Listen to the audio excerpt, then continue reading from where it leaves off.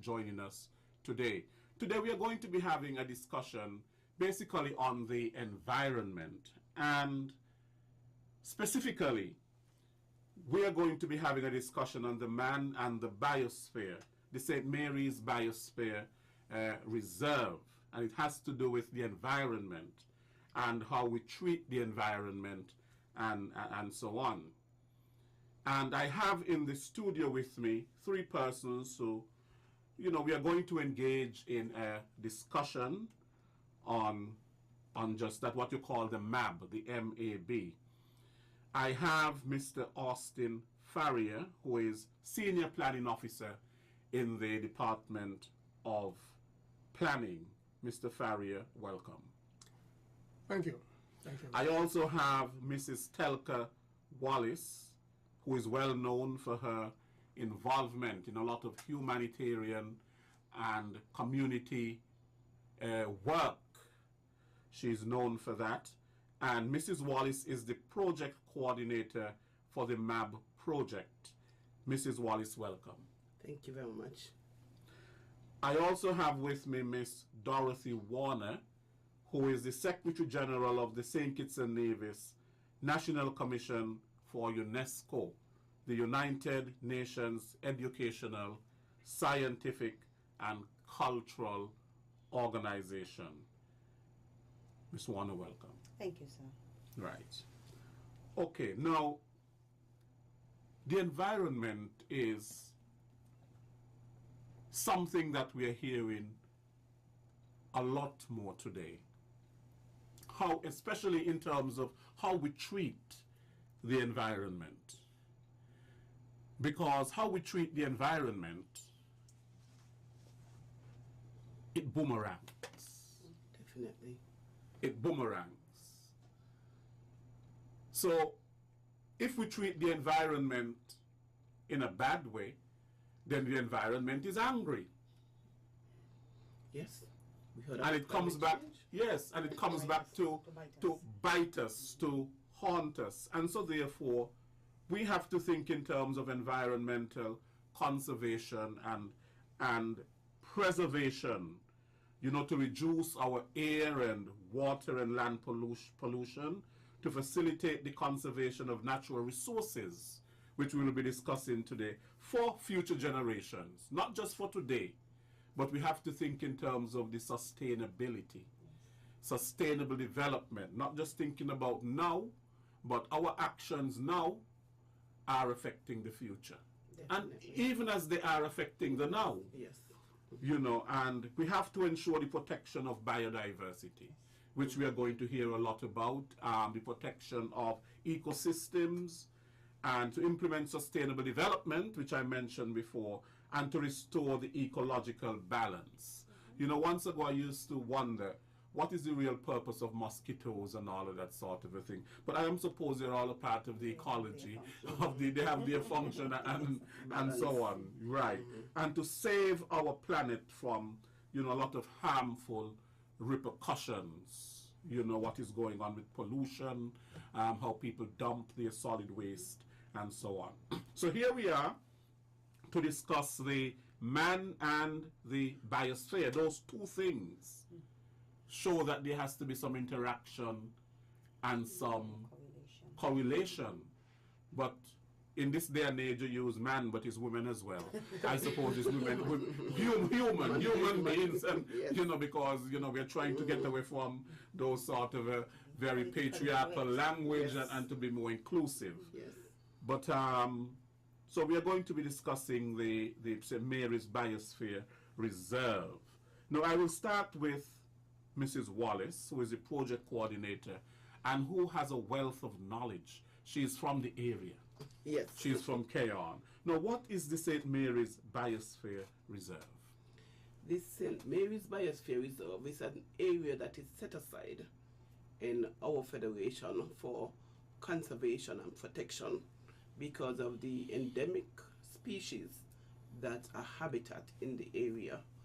As a matter of fact, the St. Mary's Biosphere Reserve was inscribed in 2011. So since 2000, we started the process in 2009 or thereabout, but it became part of the World Network of Biosphere Reserves in 2011, and that gave us a major status in the world and prestige.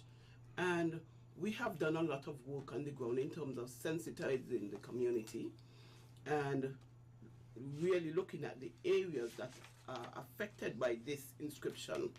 It runs from the Canada estate. When you're going through the island, you would see a sign wall there that says St. Mary's Biosphere Reserve, and when you reach to Lodge, you would see another one which is at the end of it. There's also one at the Keyan Community Center. These sign walls were put up, I think, in 2013 or 14 thereabout, because it is a process of development so that the area can become what we hope it will be, which is man living in harmony with the environment, man taking care, man and woman taking humans. care, humans taking care of the environment so that future generations can enjoy. We have heard, our generation have heard in our care of the environment, and it didn't just happen in St. Kitts and Nevis. It has happened all over the world, and that is why UNESCO, as a world body, has set about to look at particular, especially areas that are rich in biodiversity and culture and history, to protect them for generations to come, because we cannot just do business as usual. We have to look at our future. Right. So and that is where the sustainability, yes, of course, comes in. Now, when did the project begin? The St. Mary's Biosphere Reserve Initiative begin? Did you say 2011? 2009. I think Jay and I are two of the longest standing members of that initiative. And can you imagine working on a process? And it can be done, and it's easy to do if you love your country and you love the environment. We have been working at this without pay since 2009, and it has been a joy for me, a real joy, I must say, for us, because we're almost at every meeting and at the community, whatever initiative is going on, we're there to plan and to implement. What was the impetus for this initiative? For example, I mean, it has been there for much longer than 2009. Yes. But why only in 2009 it began to gain attention? That is what I'm looking at. Well, I would let Jay answer part of it, but it was during the time Mr. Antonio Maynard was part of this process as well. And it was during his time that this going and looking at other biospheres that are, some of them are up to 50 years old, gone back as far as 50 years. As a matter of fact, I had the pleasure of visiting biospheres in Spain, in Jeju, off of the coast of South Korea, yes, and San Andres Island down in Colombia, but Spain, I think, have the oldest biosphere reserve. So we are fairly new. There are a lot of biosphere in Central and South America as well. So we were the first to be inscribed in the English-speaking Caribbean. And so this process, even we have just come on board, but it has been around for more than 50 years. Yes. Right now, Jana, we are using the word biosphere. And from my little study of Greek and so on, when I studied, bios basically in Greek means life. So biology is really the study of life, and logos means the study of. But what is a biosphere? Tell us what is a biosphere so that people will understand. Well, from my knowledge of when I was involved, when I was asked to provide input on the situation, a biosphere is basically an area that contains, there's a key term, it's called ecological communities. I know you mentioned ecology Yes. at the start of, Yes. This program, but St. Kitts is somewhat unique. We have a lot of these ecological communities spread throughout the island. You know, the cloud forest, the beaches where you have marine sea turtles come to lay their eggs. You have coral reefs. We're blessed with coral reefs. I could talk about that later in terms of Yes, sure. they being under threat. We also have a lot of birds, a lot of avian species.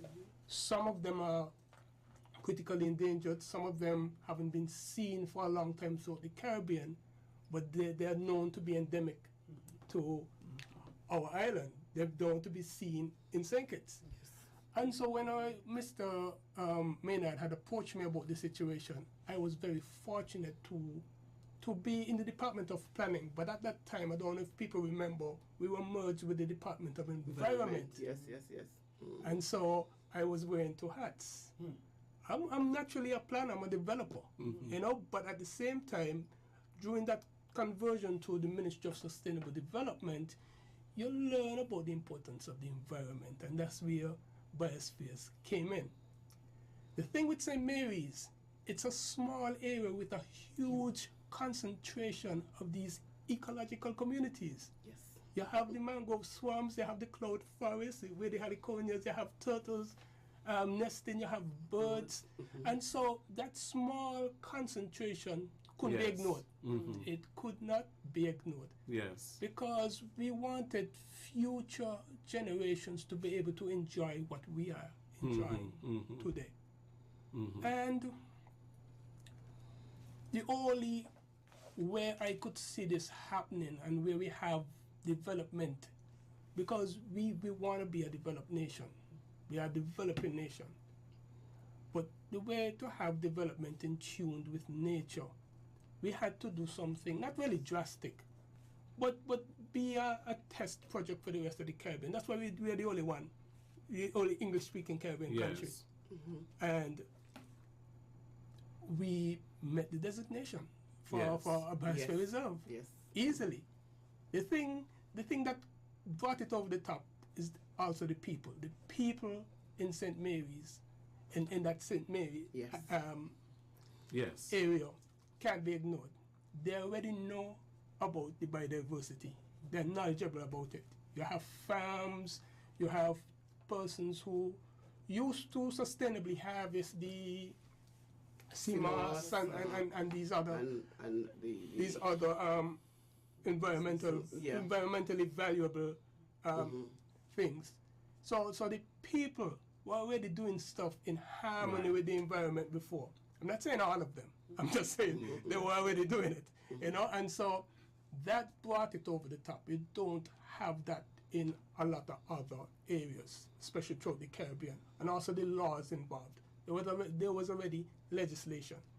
It's somewhat, there's about 5 agencies with mandates, legislative mandates within the St. Mary's Biosphere Reserve.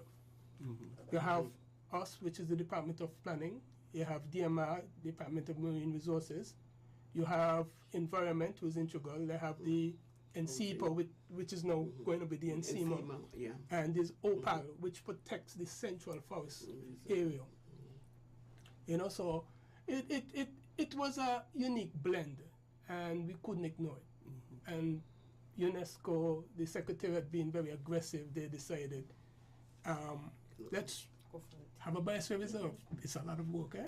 But they wanted to go in that, they wanted to go that route, and hey, here we are today.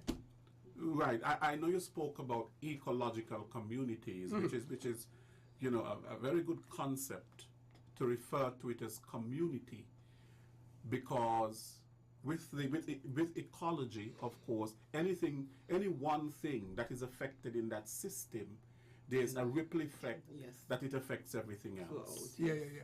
You know, so you really have to look at the whole, the balance, because you cannot have the disconnect.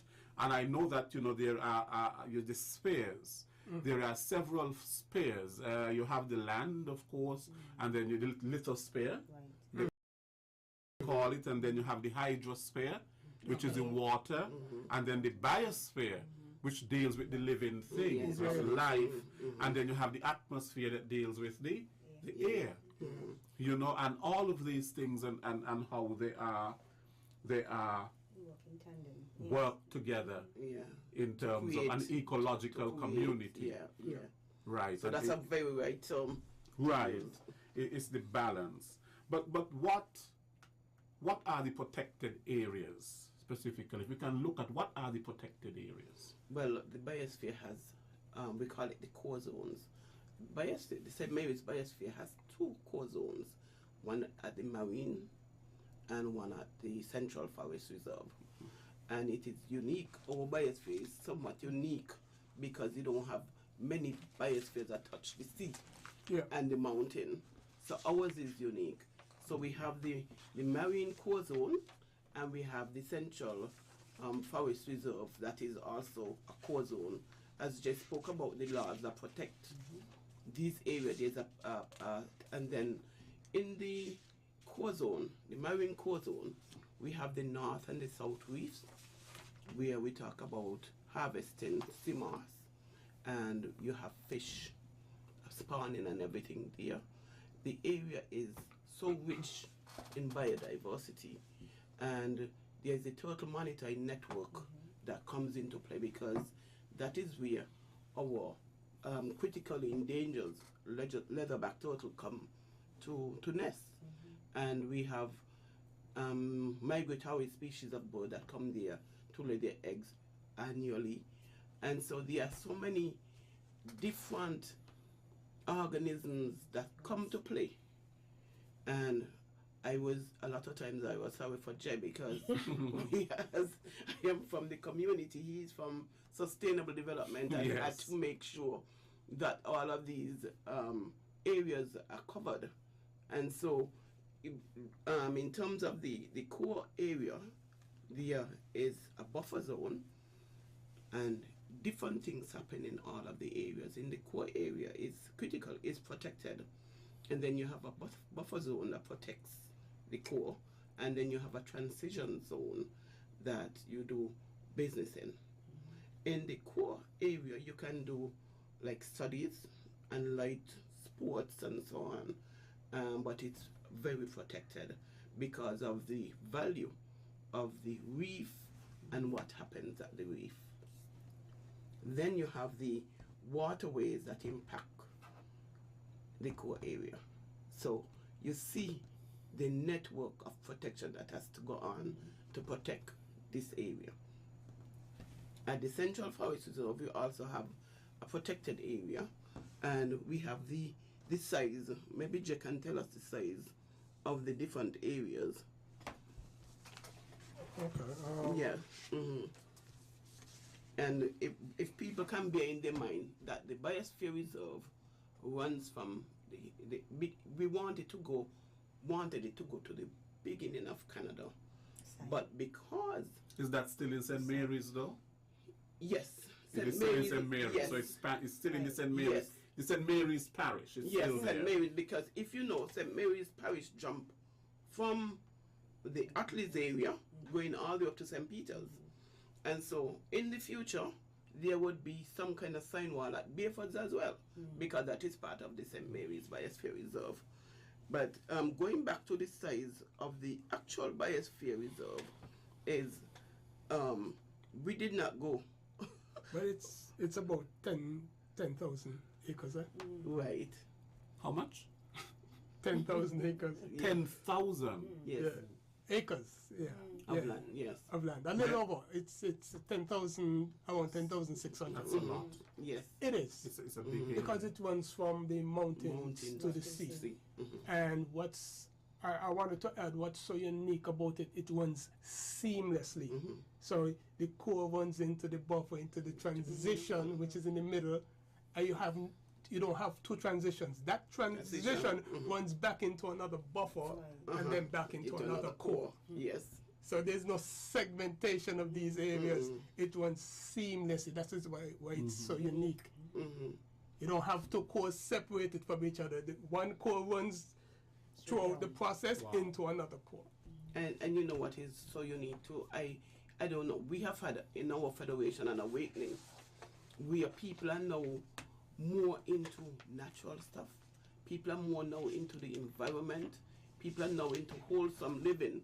So I think this project comes at a time, at an opportune time, when people are more receptive to the protection and the sustainability of our country. And that is so important. I realize now through the Department of Environment and the Ministry of Tourism and so on, you're seeing this drive now to protect the environment, to clean up the environment. Yes. The Department of Youth Empowerment is involved. They're cleaning up beaches and so on, recognizing that, look, we have to really care for our environment. Yes, we do. And that is an extremely good thing. Yes. Now it is my understanding that this is the first biosphere in the English-speaking Caribbean. Am I correct? Yes. The first of its kind. The first of its kind Yes. in the English-speaking Caribbean. Yeah. That is quite something. Yes. Yep.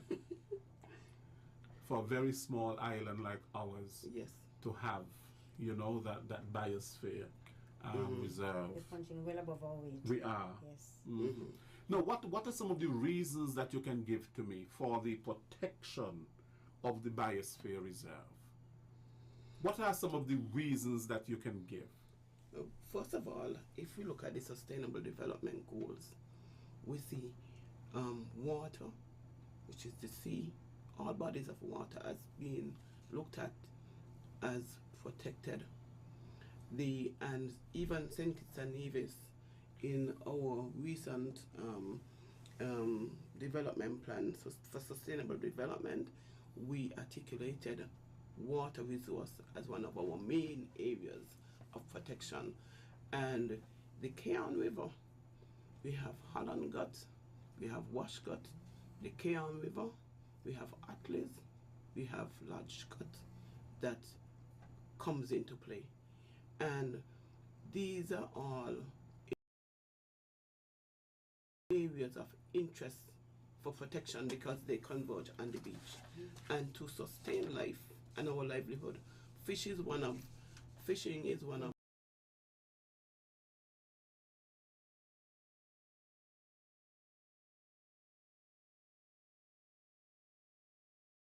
our main areas where we eat a lot of fish, and we are proud of the products that we produce here in St Kitts and Nevis. And so the protection of these environmental assets, because they are serious assets, that we came and met them, and our forefathers, because of the new culture that we have of so much disposable things, and the lack of knowledge, I think enough knowledge to know that if I put a fridge in the river, it is not just a fridge. It is a fridge with oil, with freon, with metal. All of these things affect the environment. And so when we tell our people, listen, I for one, if somebody comes to my yard to clean up, I go to the dump with them. I don't give them my money and tell them go to the dump. I jump in the vehicle with them and I go to the dump and I pay. Because I am not comfortable with giving anyone my solid waste and not knowing what they did with it. So I tell Daniel Wallace, take up myself, jump on the truck or whatever it is, and I go to the solid waste with them and I say, listen, I am not telling them I don't trust them. I say, in case if they want extra money, I am there to pay. So I don't offend anyone. I just want to see that it is disposed of properly. And more people has to do that because our environment is a small environment and it needs protection. We are unique. Right. Okay, and then of course the flora and the yeah. Well, from a planning perspective, and this is at the time I have to speak also for the Ministry of Environment. The biosphere reserves all we are concerned about from the planning perspective and the environment perspective is that it performs its functions. It performs 3 distinct functions. The main one is conservation. And not only the conservation of biodiversity, is the conservation of landscapes. Because within that reserve, the St. Mary's Reserve, there's a lot of heritage, a lot of areas of heritage value, a lot of areas of historical value. These also need conserving. But let us go back to the ecological communities. There are a lot of endangered species, some critically endangered. Not only the turtles, because all the turtles that nest on Keys Beach are either, well, one is vulnerable, that is the leatherback. It just became vulnerable a few years back. Someone can correct me on that. But the other 2, the hawksbill is critically endangered, and the greens are endangered. And so that's the turtles on its own. There are birds that we haven't seen in a while, and that's supposed to be still, the last time you saw them were in St Kitts. And there are migratory species that come there that call St Kitts the home for a period of time. These ecological communities were worth protecting. I haven't even reached the plant aspects. There's a lot of medicinal plants in the area. There are a lot of rare cloud forest. Those forestry persons could appreciate that. I'm a planner, so I don't have as much appreciation, but I know their value. I know their value to the overall environment, especially them being up in the forested area. There are a lot of, besides the birds, there are bats to protect, there are hawk, these are birds, hawks also to protect. And so these conservation, that main function of conservation is what we were really basically concerned about. Having to have the younger generation appreciate, leaving these species so the younger generation could appreciate them, especially the turtles. Then there's the other function, which is economic and human development. I said before, the persons in that community make livelihoods out of this. And so they are in tune with the environment, especially in the St. Mary's area, especially the farmers. There's a farmer that deals with bees. Yes. There are 2 operators that go up there and they see the rare heliconias. And those need protecting also, a rare species of plant. Yes. The hummingbirds and the honeys. The honey from the bees and the kind of stuff there. Mansiport tree. The Mansiport tree. I haven't seen a Mansiport tree in a long time. 2 of them came down during Maria, but we are hoping that we will have them, because it take a long time for them to be here. Yeah. And then the last function is the logistical support that UNESCO offers, and you have other non-government agencies that are working in the area, doing their research in the area, like the St Kitts Turtle Monitoring Network. They offer logistical support also. They recently did a interpretation center at Keys Beach. The Ministry of Environment also has plans there for a rehabilitation center. So they are really concentrating on a lot of the fauna, a lot of the animals in the area.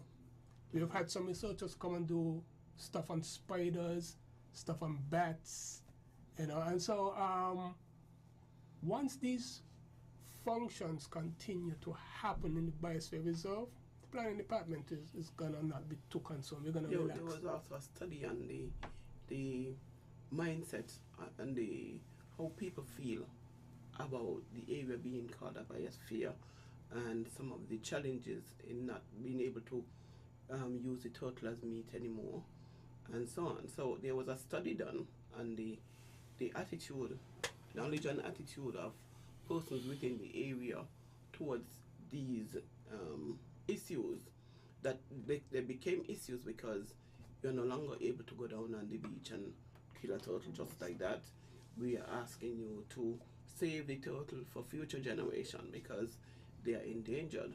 And so some persons felt that you should be allowed to have a turtle festival where you can kill one turtle every 5 years or something, and it become a big community thing. Because remember, historically, these communities were known as the turtle catching communities, where you have turtle being cooked in a copper, and the whole community come to taste.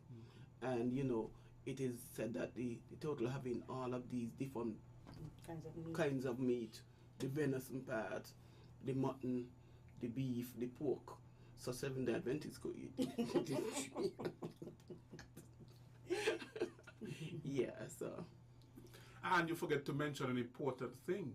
There are those who, of course, believe, especially men, that the blood of the turtle is very good for virility. Yes, yes. We had a lot of that. We had a lot of that as well. And the turtle oil, the oil that is gotten from the turtle, people would send from overseas to buy this oil. So it was a way. It was a viable economic business for a lot of the older persons in the community. Right, and you brought up a very good point to build on what Joe was saying, because he spoke about the biosphere and he spoke about the development, and in fact how the environment and so on, that can foster people's livelihoods. Yeah. But at the very same time, there has to be this balance that you have been speaking about, because you don't want to destroy the biosphere, you know, while you're making your livelihood. Right. So therefore you want to protect it as much as possible, because at the end of the day, if you destroy it, you are destroying your livelihood. Yeah. You see, your own way to benefit from it. So there has to be this balance, actually, you know, and that whole word of sustainability goes back. Yeah. The sustainability, because if you're going to be fishing and you are overfishing, Yes. it means that, you know, the fish is not being The next replenished. season, the next season, you won't have anything. You won't have anything, and so therefore it is this balance place when we speak about sustainability. We also had to remind a lot of the fishermen of the value of the marine sea turtles. They are a keystone species. Most of them are herbivores. Sorry. Yes. And so there's the green marine sea turtle that trims the seagrass beds. These are habitats for fish larvae. There's also the leatherback that eats, we call it jellyfish. Jellyfish, And yeah. jellyfish feeds on fish larvae. And so when you have the numbers, the marine sea turtle numbers up, it's associated with a rich an increase in fish, because it's associated with a rich marine environment. You eat all these turtles, and then eventually you'll see a drop in the number of fish. And so you are actually impacting your own livelihoods if you don't sustainably harvest or do stuff in a sustainable manner, especially when it comes to the turtles. This is a global problem, you know, it's just not our problem. And so we have to educate people globally about the importance and the values of these turtles. That's why you don't see people trading in turtle products anymore. I think it's illegal now. Right. Yes. Right, and that's a very good point. And basically, you have started to answer one of the questions that I have. Basically, with what are some of the environmental challenges associated with the project? Because you see, the project has the name Man and the Biosphere. And so therefore it is that balance, it's that interaction, it is that relationship that human beings have with the biosphere, you know, and the sustainability of it all. Right. And the responsibility of people. And so I guess we'll come back to some of the challenges, but I want to ask Ms. Warner in terms of UNESCO's involvement and support for the project.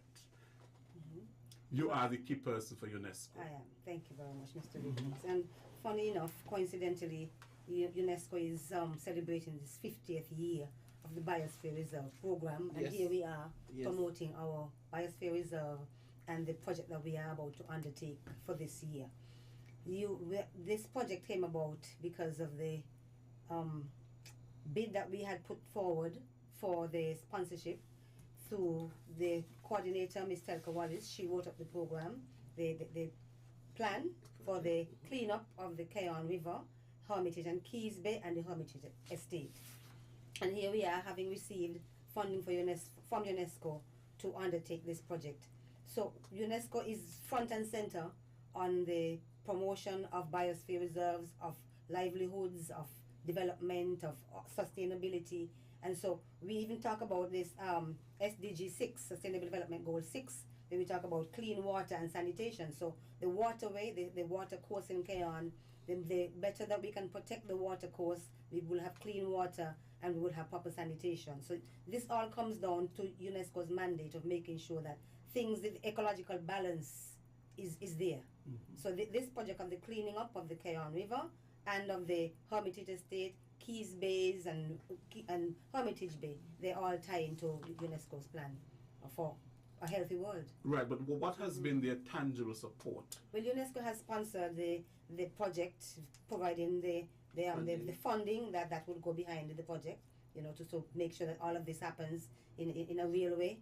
You know, I don't know if you want me to give you the actual figure. The figure, that would be good. Well, in the interest of transparency. Funny enough, though, what I would say is that we could never have enough money to run these kinds of projects. And a biosphere reserve takes a lot to run. It's an ongoing project, it's a great big project.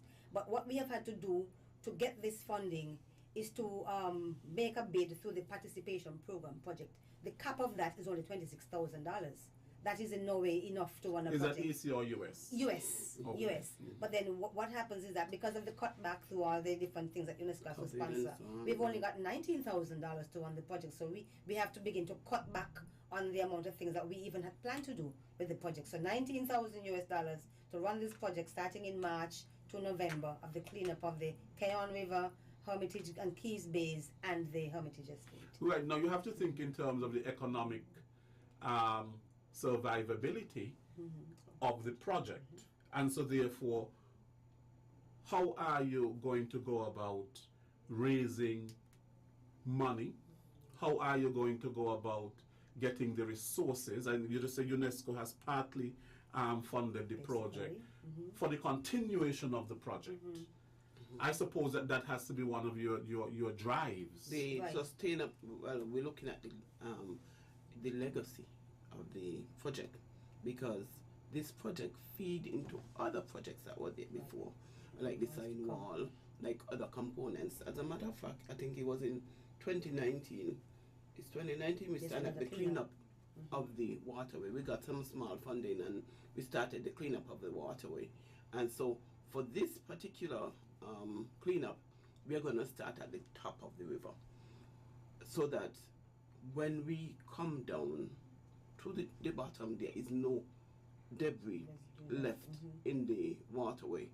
And part of the project is an education, sensitization process with the community. And the community is not the only culprit in terms of the indiscriminate disposal. People come from all over. And so we want to do a whole national campaign to keep our waterways clean and to cease and desist from putting things into the waterway that would harm your generations to come, harm us and the generations to come. And so we have several committees already established, which is the Agricultural Committee, we have the Media Committee, we have the Education Committee, Tourism Committee, and the Environment. So all of these committees network to put plans in place, because remember, agriculture have things that they are doing. Department of Agriculture, the farmers have things that they are doing. Environment have things that is going on. So in terms of sustainability, this project could dovetail into many other projects that are going on right now. And so to the benefit of the community and the other stakeholders that operate within the community, we are hoping that at the end of the outcome of this project would be a community more aware, more vigilant, more protective of the area, because it is, I'm from Kayan. I'm born in the house where I live. And I feel very privileged to be a part of the community of Kayan and St Kitts and Nevis and a whole. When people ask me where I'm from, I don't say I'm from Kayan, I say I'm from the Federation. I don't differentiate between St Kitts and Nevis because we are one. True. And so we want to, and then, Kittitians, we are tourists in our own right. We love our country. We love to go to Nevis, and Nevis people love to come to St. Kitts. And so I'm saying here's a place that is set aside for us as Kittitians and Nevisians, as people within the biosphere. We keep this area so that people can come and visit. And when they come to visit, they must eat, they must drink, and you provide them with that, a healthy option for eating and drinking. Well, you mentioned the sponsorship of UNESCO and what we can do to, get further help. Now, we have partnered, one of the SDGs 17 is about partnership, and so we look forward to the partnership of the various non-government organizations, even government organizations that can help us. We are in partnership for the cleanup of the Hermitage Estate with the National Trust. They have governance of that area, and so we have begun to reach out to the Peace Initiative people to kind of get the human resource element to go there with their chainsaws, etc., and begin to cut down a lot of the overgrown trees. We look forward to the support from the solid waste and the parks and beaches unit and the step workers to help us provide that manpower to get some of those trees and grass and so on chopped down, dug out, etc. So that, and even in the cleanup of the gut, Telka mentioned the cleanup we had done on the 14th of December, I think, in 2019. We had gotten some funding under the IHP, International Hydrological Program, and we began to do some cleanup. We got some good help from the Parks and Beaches unit, and so we were able to get as well. Youth ambassadors. We were able to pull about 400 or so pounds of garbage from the gush on that particular Saturday morning. So we're looking for help from all the different places, the different community-based organizations in Kenya, and the faith-based, all of those persons who can come out and give us the kind of support to make the project. So it's an all of society approach. Exactly. It encompasses everyone, really. Yes, it does. Youth, because the young people are the persons who are going to be inheriting, doing the sustainability that we're talking about. So we want to make sure that we target them, the high school, the primary school. We want to sensitize those young persons as well to their responsibility to carry on what we are now putting in place for them to enjoy. And the media's role as well. Yes.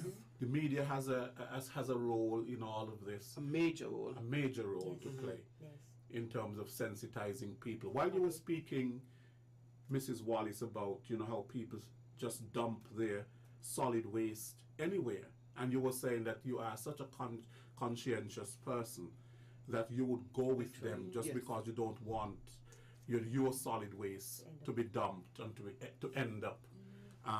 It will make me sick anyway. It will make me. I will have to go to JNF if I find that out. And I am still wondering why people are still dumping their garbage in the guts, and these are waterways, and so on, and it all goes to awareness of our environment, because you're dumping your garbage in the guts. What is going to happen? It's going to breed a lot of mosquitoes and all rats and rodents and all of that sort of a thing, when we are provided with, of course, a landfill, and of course solid waste has given us some very nice bins to dump our garbage and so on, and they are really for our use. And people have to stop this indiscriminate dumping in places that they should not be dumping their garbage. The dumping and the Hermitage Estate. We talk about the overgrowth of the trees, etc. That is a place where things can hide out. So we have seen some illegal dump sites at the Hermitage Estate as recently as last Monday when we went there. So people are dumping their garbage indiscriminately, making sites, making their own landfills in the area. The Biosphere area is a place where lots of trees, mountains, you go to the mountains and you find all kind of things, people that just dump there. Vehicles, Telco said that some people come with their vehicles packed with garbage and dump them on the reserve. So, and one of the things I would like to tell the public, it doesn't cost so much to take your stuff to the landfill. And this happened. It's not even the cost, Mrs. Wallace, because I mean, more to dump where you're not supposed to dump is much more than what it would cost you just to take your thing to the right place. Yes. Eventually, that is what is going to happen. Yes. That is why we have to have a conversation with the community and with the country about the way forward, because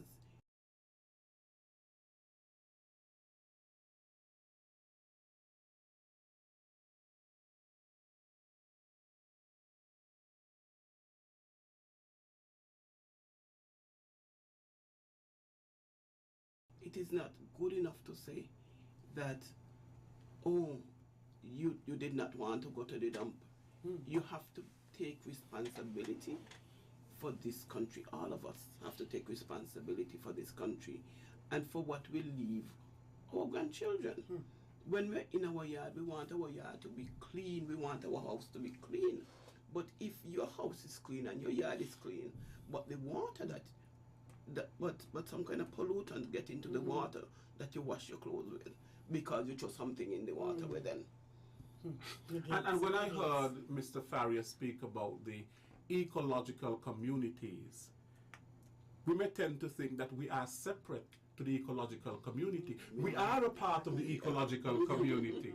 We're a part of the ecology. Yes. You understand? Yeah. We're a part of the creatures, and all of that in terms of that whole ecosystem. Because if the air is polluted, We breathe it. and we breathe it. If the water is polluted and we drink it, we get sick if it's contaminated. And the fish and all of that. So we have to come to the realization that our actions are really affecting us. It's not just affecting the fish, No. because the fish we're going to eat. It's not just going to affecting the air, because the air eventually that we all breathe, and that we are going to get sick. Yes. You see, and that is what we have to, when we throw the plastic in the Keon River and all of that sort of a thing, eventually it affects all of us. Yes. It affects all of us because we are a part of that ecology and that ecological system. And so therefore our actions basically, have a ripple effect. Yes. It comes back to bite us in our, I don't even want to say. But this ties the whole man and the biosphere idea together, because you're hearing from community members, you see the kind of passion these members have for their environment. And so you heard them about conservation efforts. Not only the species, but they are conserving landscapes like the Hermitage Estate and the Keon River for future generations. Because they know the actions today are going to impact tomorrow's kids and individuals. Mrs. Wallace, when I was growing up, I used to see, there are certain things I used to see. Where you spoke about the Nancy Port, I can't tell you long time and last time I see one of those. I can't tell you last time I saw one of those. And then we used to have, I used to see hummingbirds. Yeah. We're not seeing the hummingbirds now. I don't see them. I don't know if because I'm just not seeing them and other people are, but I'm not seeing them. And then I am not seeing. Sometimes in the night we used to see a lot of fireflies. Yeah. I'm not seeing the fireflies anymore. You have to go Southeast Peninsula. You have to go on the Southeast Peninsula. Yes. Oh, so you see, even that is being affected. Yeah.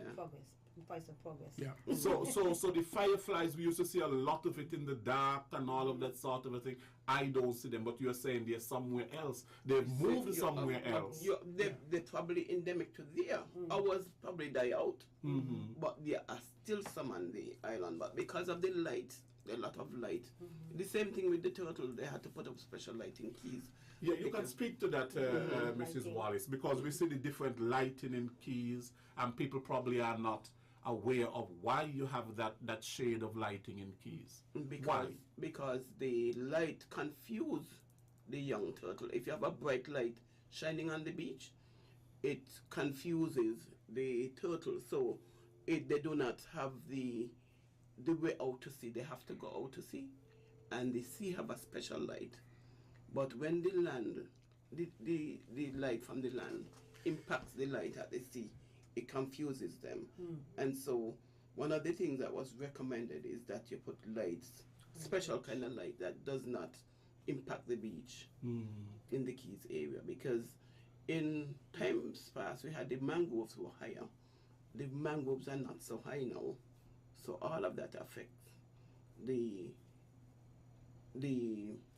what does the turtle have? The turtle have a special mechanism that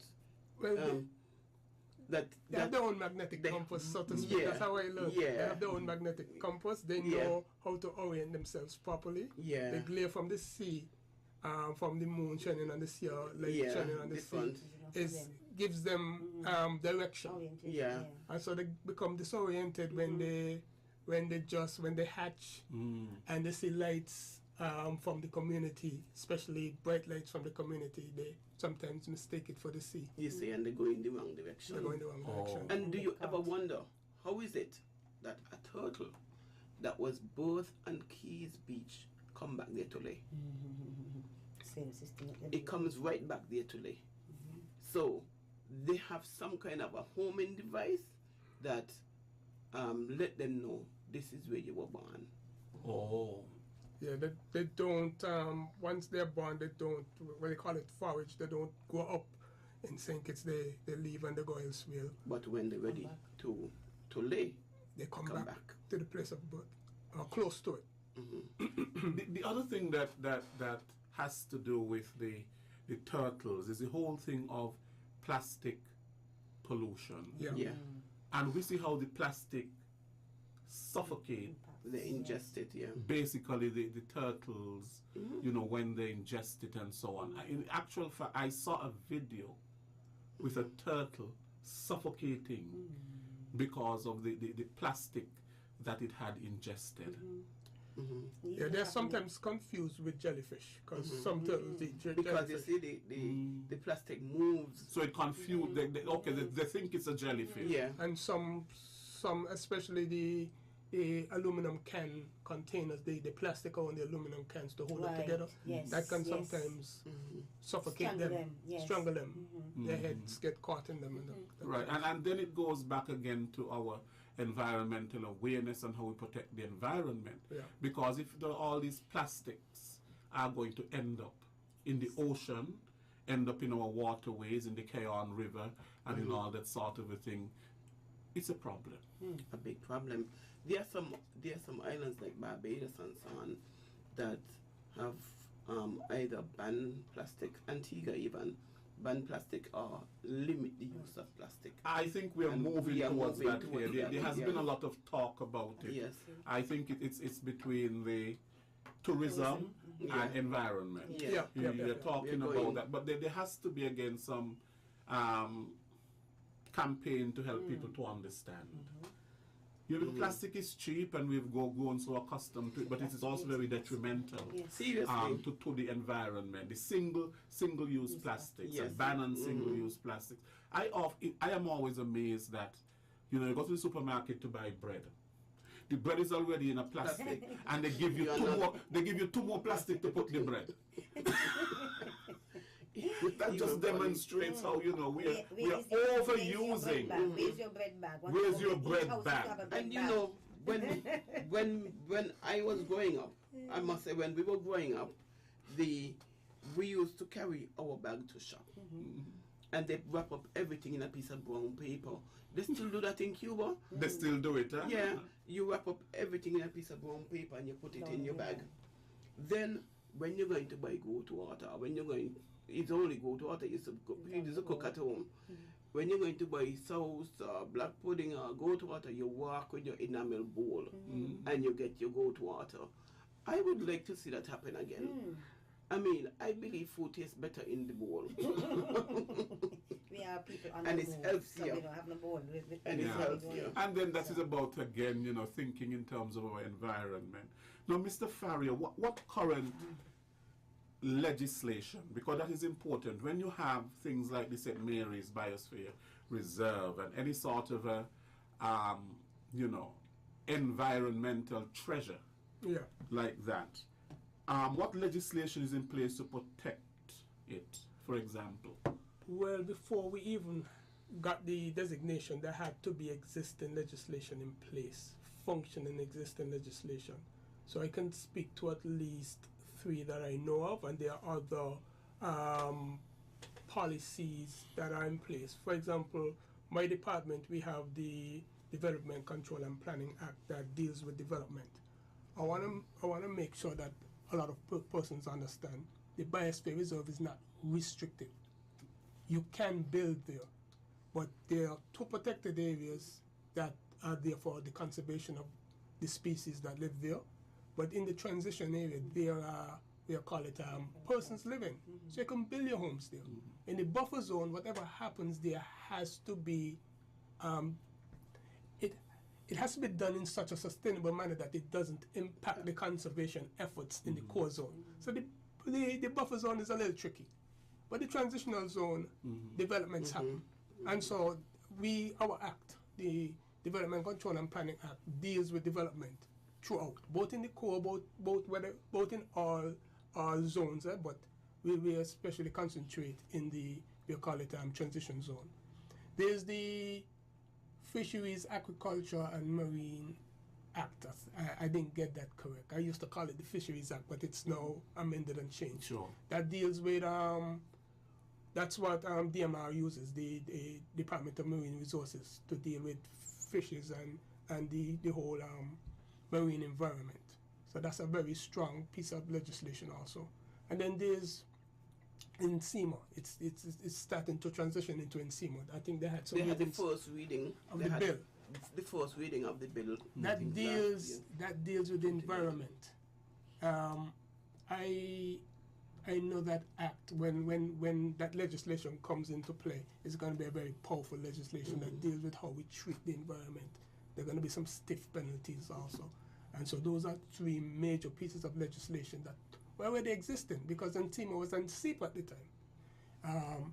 There's also OPAL. It was a protected, OECS protected area and associated livelihoods program or project that dealt with the Central Forest region, and because of that, there's no development above the 1,000-foot contour that protects our forests. I think that was in tandem with NCEPA and our legislation also. So when you have legislation like that operating throughout the whole island, but especially concentrating in Biosphere Reserve, it gives you comfort in knowing that once these pieces are enforced, these legislative documents are enforced properly, the Biosphere Reserve will continue to perform its functions sustainably. Yes. There's also the other part of it. The NCEMA will look at the protection of our resources so that someone cannot come here. A lot of things have happened where biologists, scientists, whoever can come here and take our biological resources and develop them and get a product and make millions, and we have no claim to it. So when the NCEMA comes on stream, our biological resources will be protected, so that even if you take our resources, you have to sign to say, if down the road this become profitable. Right, just like how you have to have the protection of intellectual property. Yes. For example. Yes. Similar to something like that. The Yes. people that just kind of take what is yours and then gain off of it and gain off of it look back economically and so do on. not look back. Right. Yeah. And the St. Mary's Biosphere have a lot of species that are endemic to the area, and so that we have to protect those. Yes. Has anyone ever documented the species Yes. The species that you know that are Some of them. endemic to the area. What are some of them, Mr. Farrier? Yeah, it was documented in writing up the proposal to get the designation for the Biosphere Reserve. I have a list here. There are, well, it was said that there were 926 plant species in the Federation. That's a lot. And St Kitts and Nevis, when you're talking about bird species, they support, St Kitts and Nevis support at least 26 endemic bird species. You have a few of them that are endangered and some that are critically endangered, like the clapper rail. I am not a bird person, but what about the yellow bird, the yellow breast bird? I haven't seen that in a long time. The canary, the yellow canary. Is unique to the canary as well. Okay, but I heard one of the members have seen it just recently. We did. Yes. Okay. We Yes, went. I saw it. We did the site. It's Monday. You have it on your phone. And You on know? my phone. Yeah, but with all these species, it was properly laid out. The types of species that are found, especially the plant species. We talk a lot about the fauna, but not about the flora. Yeah. With a lot of these species, if not sustained properly, are gonna die out. Especially the medicinal plants. Yes. I don't know if we are over harvesting them or we're not appreciating them somewhat. I know a lot of Mother Nature have destroyed them. For example, is up in the mountains. The trumpet. Trumpet. Yes, very good for cold. A lot of them are destroyed during hurricanes, especially in that area. Never seen that one before. When we cite at Hermitage, we were like, Oohs and what? ahs. I thought this bird had gone for good, but it's down there. Yeah, and it's in the mountains too, up at the farm, Kevin's farm. Yeah. It's right there. Yeah. Interesting. Very. So you had to, as part of you put in the project, Yeah, you had to list you had a to lot. document all of these species and so on, in order for the area to gain and to be recognized and so on as a UNESCO Biosphere Reserve. Biosphere Reserve. Remember, one of the key functions is conservation. If you have nothing to conserve, That is correct. So you have to give the reasons Yes. for why it is, and you have ably done so. Yeah. Right. Now, I'm going to go to the phone lines. Remember, this is a call-in program, Yes. so and we'll continue the discussion. But the lines are now open, and the numbers to call are 1-718-577-2916. That's the overseas number, and the local number is 465-2555. 465-2555. We welcome your calls. Right. Now, what is the management plan for the area? You must have a management plan. So it needs management and the plan. Yeah. I have to say that we have recently completed the 5-year plan for the MAB. And the 5-year plan includes the action plans, which speaks to the environment, education, speaks to agriculture, water conservation, tourism, and these are some of the key areas that the plan addresses. You look at the history and it looks at what outcomes you want to have within the 5-year. And of course you look at the cost. The cost of the plan is close to how much millions of dollars? A lot of money. You just say multi-million. Yes, because you have to look at the best case scenario. Yes. And one of the part of the education action plan is the development of a room that look at the turtles and from birth to adult and give you a history of the turtle and the turtle monitoring just off the top. Another one speaks to the reforestation of the area and Well, the Mansi trees, plant back a few of those. plant like that, and to look at the waterway and put back in some of the plant species that are not in abundance anymore. So when there are some things that cost a lot, like the refurbishment of some of the historical artifacts within the area, but there are some things that we can partner with other entities, like the replanting of the trees that were endemic to the water, like the sugar apple, the custard apple, the flora, the fauna, and all of that. But these will take time. Okay. Okay. Now, what ways are you going to bring about environmental awareness about the area in terms of the environmental protection? What do you have in place? How you're going to go about it? This whole public education campaign to get people to be aware, that we have the reserve, that we have to protect it. How are you going to go about that in a tangible way? Well, as a community person, a community activist, one of the things that we have learned over the years is you have to have community buy-in. So we are going to have our initial meeting with the community. And here's a call. Yes, we have our first call. Working for you, good afternoon. Okay. Oh, that's not our call. Yes.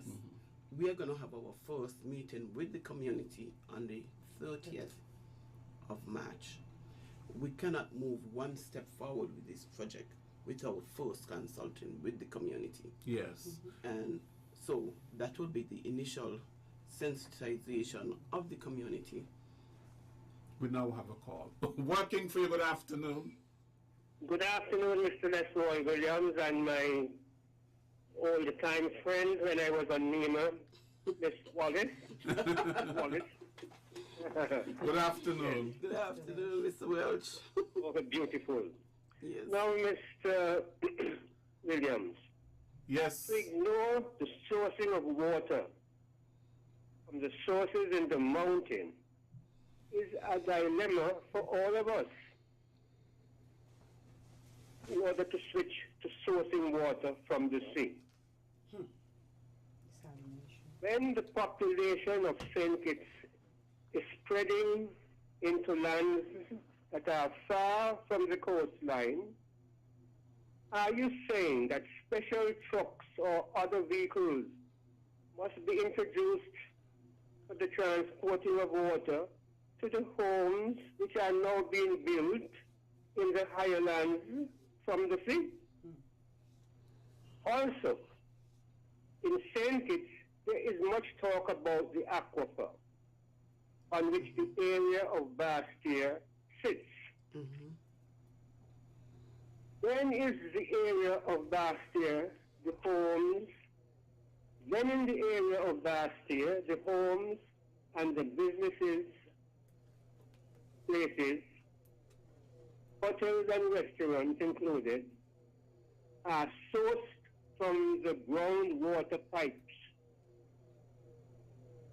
Health problems are experienced, and therefore, for many homes and business places, the water that is used to prepare food is the bottled water that they buy from other water companies in St. Kitts as well as ours. And that is one of the sources being used by the people of Biosphere primarily. When therefore the Biosphere High School must be built in Biosphere, there should be the understanding that the water for the school should not be sourced from any aquifer. It should be sourced from the continuation of the pipes that took water to the sugar factory when it was in operation. Also, the pipe trucks which bring the water into town must be easy to identify to safeguard any interruption, because a repeat of the situation that happened to the old Biosphere High School should not be done again. Neither should the desalination of the seawater be an option when dumping in the sea is a must. Dumping in the sea for the citizens of the country, then the sea should not be the place for dumping at all. Also, with the traveling of large ships to and from our island, it is said that the boats dump their garbage in the sea on their way as well. So why then? Why can't we see that going forward, the fishing industry may be shut down in order to protect our people from ill health when the sea is overloading with dumping material? Right. It is a difficult decision to make to close the fishing industry. But the position to set rid of or to get rid of the garbage as a whole property and successful major challenge to fix. Okay. Thank you. Okay, Doctor, thank you. Working for you, good afternoon. Good afternoon to you wonderful people. Good afternoon. Great program, food for thought. And the key to such a unique area that even the turtles realize that. Miss Dawes, you and Lance have been home. 2 weeks ago. And it's really, the light, it's dark in certain areas, but it is what it is. You just have to work according. Okay, have a good afternoon. Wonderful program, as I said. Thank you so much. Right, he touched on a number of things. Would anybody want to comment on what he said, Mr. Farrier? He spoke a lot about water. Not really about the biosphere. Well, what we didn't realize is that the water that goes to the factory comes from the biosphere area, from the Kayan source. We did not mention the Kayan source, right? But the Kayan source is the source that traditionally carried water to the sugar factory. So that is why he was talking about the source and the fact that the water that is in the Biosphere Valley aquifer, the Biosphere Valley aquifer is said that it is very low, and that is why we have water rationing. But the Green Valley has the source of the water because it was a less contaminated water. It was used for the sugar factory. Now that the sugar factory is not, that's why we're saying there's a lot of things to protect in the area. So why is there, I mean, Kayan seems to have a very serious water problem. Why is there a water problem in Kayan? Our water go elsewhere. And not only that, the catchment for the water at the source is not, it is from the 1960s still. I have been there. I went to the source. Whenever I have a problem, I pick up a bigger problem, which is to go to the source. I went to the source a few years ago, and I was amazed at the catchment of the water. It is very rudimentary, and the tanks for the water are very small. So they cannot supply because Kayan have everybody and their mother and their father want to move to Kayan. And so the community, the population has grown. It's grown so much that the catchment for the water is not adequate. Not only has it grown, the fact that everybody have the washing machine and the wash takes more water and all take that. a lot more water. But there's another challenge is that the water from the source go to other places as well. So I believe personally, this is my personal view, that there needs to be an assessment of the source, of all the sources of water in the country, and to do a strategy as to how moving forward, because our population has grown and the water situation that we have has not been upgraded for a long time. And so there needs to be a comprehensive assessment of our water. We have enough water in St. Kitts. And as Mr. Wells said, he's an estate man who worked with me at NEMA for many years, and he knows the sources around the island as being working on the estate, because remember in the times gone by when there's no water, the estate was responsible for taking water to the communities. Thanks. Yeah, and so there needs to be an assessment before we go to the desalination. Yes. We need to do an assessment of our catchments and so on to see what is the best way forward. Water interest- catchments. Interestingly, last week or this week, Monday, the 22nd, was World Water Day, Right, this week. Yes. under the theme of valuing water and the value we place on water. Yes. And we keep saying water is life. It is. Water is really life. is. You know, we cannot live without water. Right. While we can probably go, you know, for a few days maybe. I mean, going without water for a few days, we really will be dead. That's true. You know, depends. 7% But just know? just to add that the one of the areas of interest and value in Kayan is that same source, and I would like other persons to be able to go to the source to see how the water comes naturally out of the rock. It is an amazing sight, and the water is like nothing that you have ever tasted before. When it goes into the pipe, it is Well, different. even in the river, when we were cleaning up Yes. in 2019, There are some springs in the springs coming out in of the the in the rocks, Kayan in the waterway. Kayan River. There's some Reason springs there. for more protection. Yes. Right. So,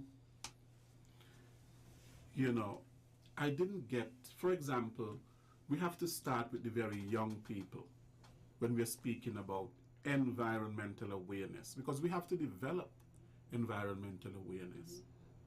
Environmental awareness is something that has to be developed. Mind you, there are certain things basically that, you know, is forced onto us that we learn by experience. Yes.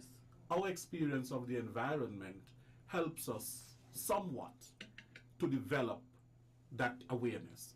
Working for you, good afternoon. Yes, I would like to add a little bit more to what I said before. Yes. Now, there's a place in St Kitts called Dudon Pond. Yes. But the water engineer did not say that that is one of the sources that are tapped into for St Kitts. Well, Dudon Pond is like a sea if you go up there on the mountain top. Lovely water. Very nice place. But getting it to the people,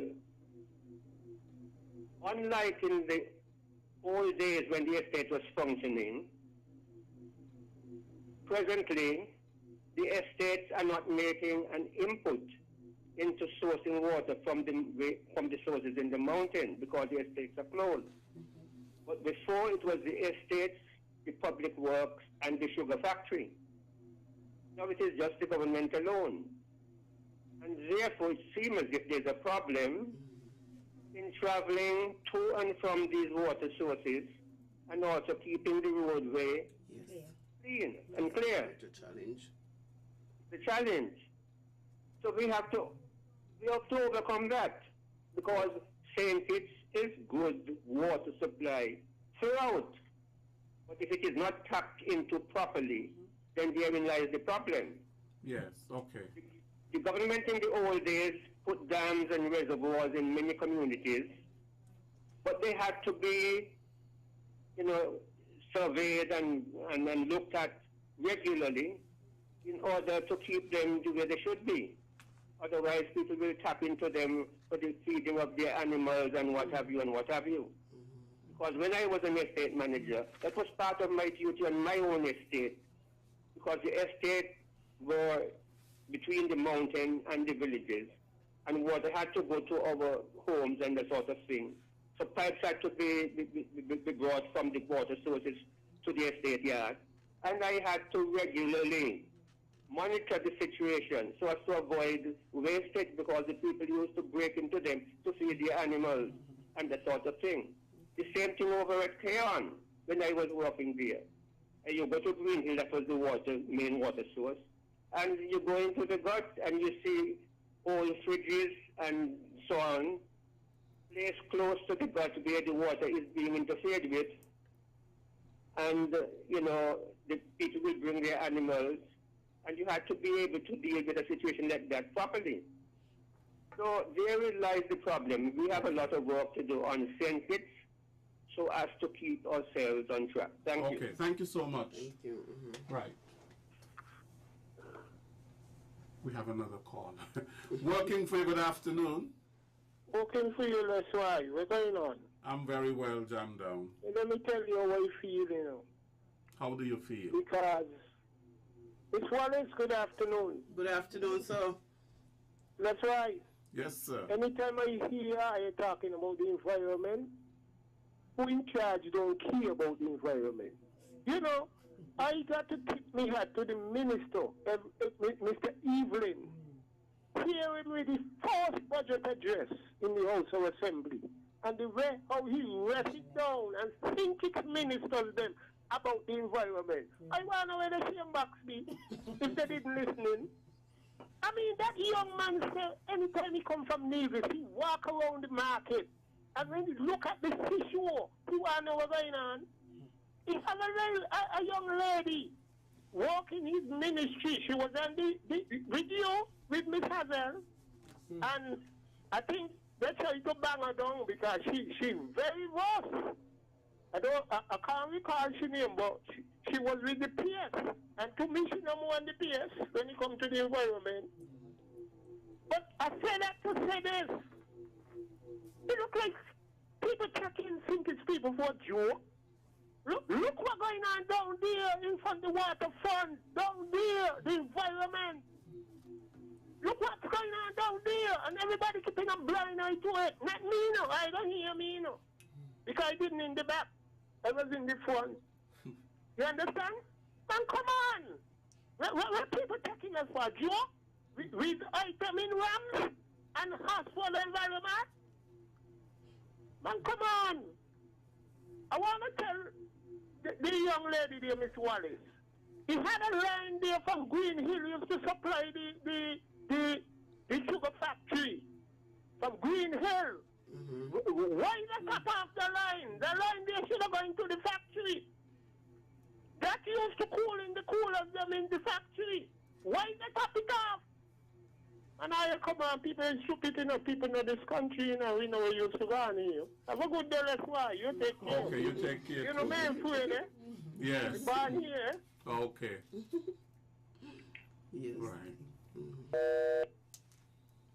Okay, so we, you know, we've had a lot of callers and you have a lot of conscientious people who are out there and who have deep concern for the environment. Yes. The environment and its conservation and its protection and so on. We need more of those people in our society, in St. Kitts and Nevis. Yes. And we were talking about in terms of how are we going to bring environmental awareness to the people of St. Kitts and Nevis. And specifically we're talking in the, you know, in the context of the St. Mary's Biosphere Reserve, because it's about how do we develop geographic awareness, environmental awareness. Part of it, of course, is that, you know, nobody has to teach us. The environment teaches us through our experience and through our interaction. And if we're really paying attention, we learn. And we become aware that you don't do this because this is what is going to happen. And things like that. If we ignore it, what the environment and is teaching us, then it's all about self-destruction, really, and not self-preservation. You know, so what are some of the ways? It seems to me as though we have to go into our schools, start with our young people. What do you think? Well, as a matter of fact, as part of this particular project, we are going to have an environmental and sustainable livelihood camp with young persons from the primary and the Keon High School. As a Keon High School have a number of young persons who are MAP ambassadors. So we already have them on board in terms of the conservation and in terms of environmentally friendly practices. And so this sustainable livelihood camp would more or less expound on what is already going on. And we want to thank Dr. Joy L. Clark and Marquisa O'Loughlin for the work they have done with the MAB ambassadors, because they now would be the team leaders for the camp, because they have been part of that system for a few years. So we can now incorporate some other young persons into that MAB ambassadorship. And even in terms of the science curriculum, Mr. Farrier, you know, to include this whole thing about the St. Mary's Biosphere in the teaching of, you know, ecosystems, and the lithosphere and the hydrosphere and the atmosphere and whatever, stratosphere, whatever you want to call it. As a matter of fact, Dr. Leighton Narain is the leader for our subcommittee, our education subcommittee, and he is already beginning to spearhead the creation of courses that CFBC can put onto the scheme of things about the Biosphere Reserve. So the teaching of the young people as to take care of things, and going into the schools. We talked about the students of the Keon High School and Keon Primary as as MAB ambassadors. They're also reaching out to the other schools to give us a few of their young people, so we can spread the word around. St Kitts, Nevis, different high schools, etc. Everybody comes together, and the work that she mentioned about Dr. Clark and Marquisa O'Loughlin, taking them up into the terrestrial zone, exactly showing them, because quite a number of relics from the historical period of the machinery, they're still up there. You know, people, they can go up there and learn about these things, the windmills, etc., visit the farms, etc., and become enthused about the work of the Biosphere Reserve. Yeah, and the whole history. To the young people. History as well. Yes, history and heritage. I find that one of the things that, you know, is lacking, and I've seen it because I you know, I've taught at, you know, post-secondary level, and sometimes I wonder where the you know, the lack. You know, sometimes we are not able to connect the dots. We are not able to see how one thing connects to the other. And here we are talking about an ecosystem. We are talking about how we are so connected that when something happens here, it affects something there, and all of that sort of a thing. And in teaching the young people is to show them, you know, how this is connected to them, for them to develop a love. To develop a love for it, and not an appreciation, and to care, to see that if you don't care for this, what can happen? You know? And this belongs to you. And one of the things that we have to teach our people is to take ownership. This country belongs to us. It's your heritage. Whatever we do to it, it is on us. So if we take it higher, we can be proud. And if we take it lower, we should hang our heads in shame. Yes. And so you're very right. There has to be a way for every Kittitian and Nevisian to connect these dots. And the Biosphere is a model for the rest of our federation, because whatever goes on within the Biosphere that is so healthy, that is so good, we want it replicated around our whole federation. I just want to tie all Mr. this Farrier, in. yes, sure. I just want to tie all this in and just mention one of the functions of the reserve, and that is to support educational programs like this and training programs in terms of training towards sustainable practices. You know, so the reserve itself realizes that in order for it to have sustainable practices, they have to be taught. And so it offers support for that, because mindsets need to be changed. That is They're not going to change overnight. It has to be a sustained period of us educating people on the importance of these ecological systems and the value they bring to our lives. Yeah, and really and truly, education is at the heart of sustainability. Yes. Because there can be no sustainability without education. That's true. And people developing awareness and all of that sort of a thing. And Legacy. building a legacy. You know, understanding the reasons behind why I must not litter my environment, why I should not, you know, cut down the trees. You know, because the forest is providing, you know, a level of oxygen And protection. And all of that. So we have to look at our behavior and to say, well, when I do something, there are consequences. Yes. There are consequences to our behavior. There are consequences to our actions. And we have to start teaching our young people that from very, very early.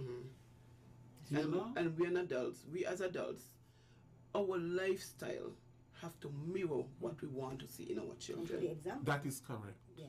For That is correct. So if you cannot tell me to do something, you have to show me by your example what I should do. And so we cannot just talk, we have to walk it as well. Yeah, because it's the whole thing about holistic development. We are learning something in school, but it's not just about the theory. How can you apply it to your life? Practice, How can you the apply it to practical. society? How can you see, well, what I'm doing here is not just about head knowledge. How am I going to implement it in the workplace? How is this going to help me to develop? And these are the things that we need to help our people to see. Yes. Sometimes we even have to go the reverse and teach them in school so that they take it home to their parents. They take it You home know, to their because we talk about parents. gardening and the gardening of this in the school. Children learn their agricultural science and their gardening, and they take home these ideas and practices of food sustainability is everybody's responsibility. So on the reserve, we have people, farmers who are there, and we want the children to be able to visit the farms, see it happening, replicate it in their homes, Yeah. and make sure that everybody understands that we are responsible for That's how right. we treat the environment and take care of ourselves. Now, when is the launch?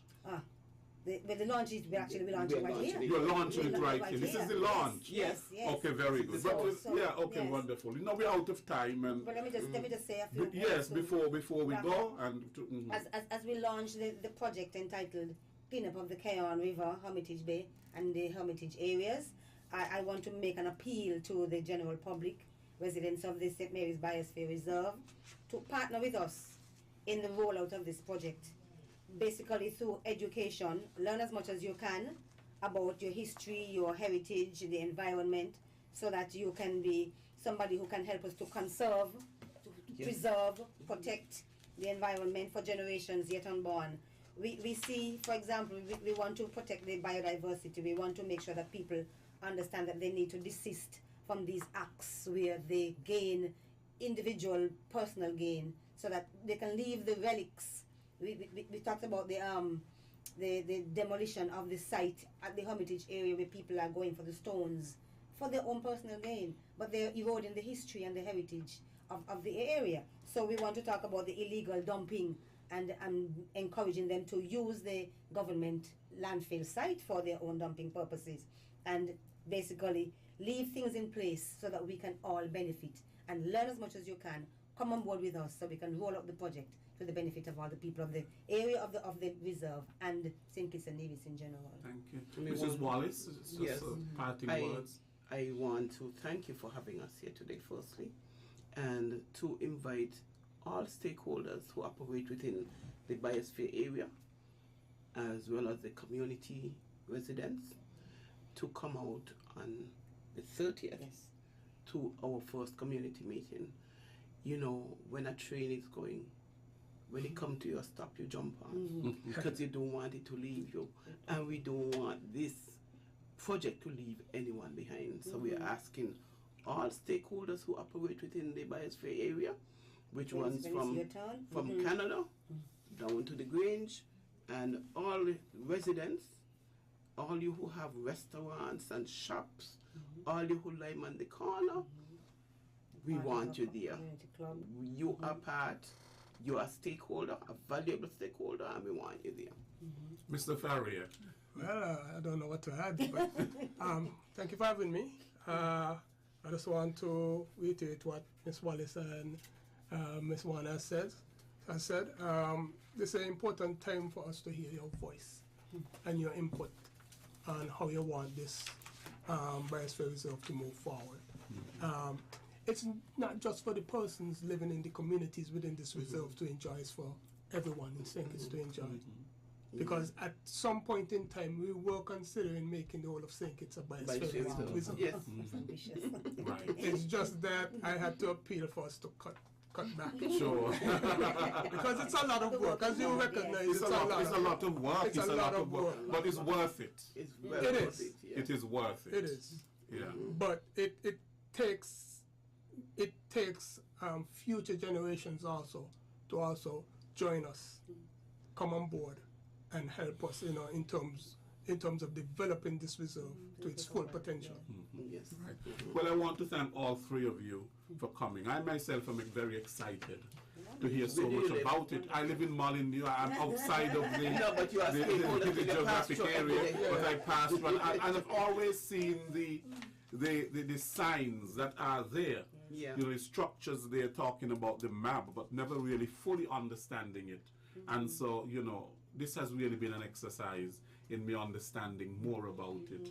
And in understanding more about it, now I can have more appreciation for it Only and so matter on. of time before, once we work with the environment will begin to work for us. The environment works with us. So, Mr. Farrier, Austin Farrier, very passionate about what he's doing, Senior Planning Officer, and Mrs. Telka Wallace, Project Coordinator, and who is very passionate about her country and her communities, and Miss Dorothy Warner, the Secretary General representing the National Commission for UNESCO, very passionate as well about this MAB, Man and the Biosphere project and so on. Thank you to all three of you for coming. Thank you for having us. Yes. I want to thank all of our listeners and our callers to today's program. Thank you very much for joining us today. Next week we will be back with another Working for You program. Until then, take care. I am Les Roy Williams. God bless you. Amen.